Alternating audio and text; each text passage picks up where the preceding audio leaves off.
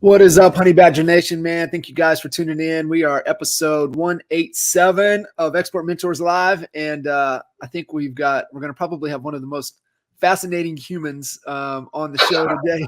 Yeah, it's definitely going to be mind blowing. I know for sure. But man, Daniel, I appreciate you making the time, jumping in, and going to pour back into these amazing humans here in the Honey Badger.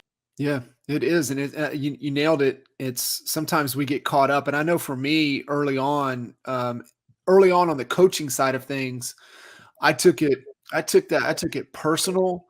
I felt like I was pulling for them. I would do things for clients. And I was like, God, I want this more than they want it for themselves. And this will never work.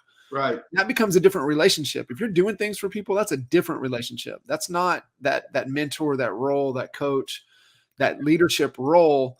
You've got to help them create awareness and come to their own conclusion. One of the things I was talking to a client this morning, and starting to get into that, we're starting to get into that phase to where she said there was just as many price reductions as homes came on the market in the last week. And, she said typically in that price point, inventory would be 3 or 4 homes. She said almost overnight, it went up over to 40. And so these clients are like, kind of like, wherever they're getting their information.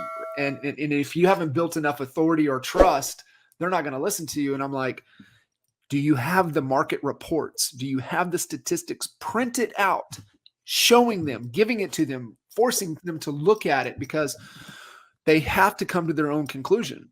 They have to believe that, yes, you have the proven system and process, but they have to believe that, man, this is the real market data. This is what it's telling me. How do I need to position my home in today's market? But I'm with you 100%. It does come down. If you don't measure, you can't improve. Well, I think there's back to your coaching. Now, I know you do a lot of coaching and like professional coaching. And I believe there's something called an accountability myth. This isn't Burger King. It's not, you don't get it your way, right? So if you give somebody a task to do and they choose not to do it, they made the choice. They gave the answer. It's like not giving an answer. Sometimes that's the answer, right? Yeah. Like by not giving an answer is the answer. And I think there's an accountability myth when people want to do better and they want to also kind of shoulder some of the blame and go, well, he said do this and I didn't do it because I don't think that, he didn't hold me accountable to it. It's not our duty to hold you accountable, right? It's like Michael Irvin used to say, if you can't run down the field, 30 times, over and over, 100 yards as a wide receiver in a DB, because you're fat, you need a tattoo that says eat for purpose. Every time you're going to shove that, fork in your mouth, you need to be able to see that tattoo that says eat for purpose. Because if you're fat, you can't do it. Yeah. I mean, and I can say fat. I can say fat because I am. But I'm not a wide receiver. It goes into the even back into the measure thing. And, I grew up playing golf. And so that I learned that lesson from there, right? How many putts did you have today? How many fairways did you hit? How many greens did you hit? How many times did you get up and down? Because where the constraint is in your game is where you need to put more time in to work on it. Right. And so, you hit 16 greens today, but you had, 40 putts. Guess where you need to be spending your next 2 weeks? In 21 beers? In 21 beers? 21 beers. Yeah, that usually helps. Yeah. But really it's so important. I'm so glad you said that, because if you were not measuring, there's no way to help improve. And I know for me as a coach, as leader, if I can see the data, if I can see the numbers, I can help so much more. I can help shine a light on it. Why?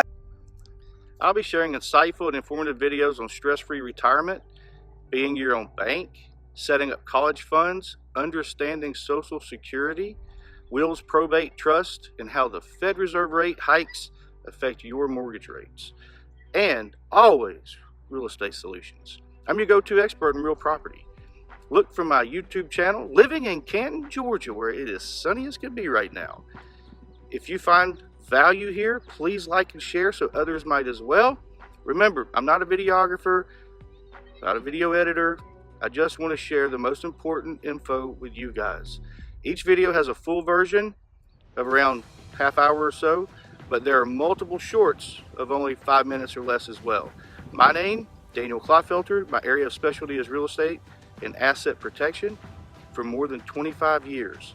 So why am I exhorting you to view financial-based videos on a real estate channel? Good question. I believe that we all do better when we know better, which is why I'm here to expose you to a team of experts who know the topics that matter most. All of these topics work in unison. Full disclosure, I receive nothing for doing these videos other than the satisfaction of adding value to you. So smash that like button already. What are you waiting for? Share this so other people can see it. Y'all have a great day.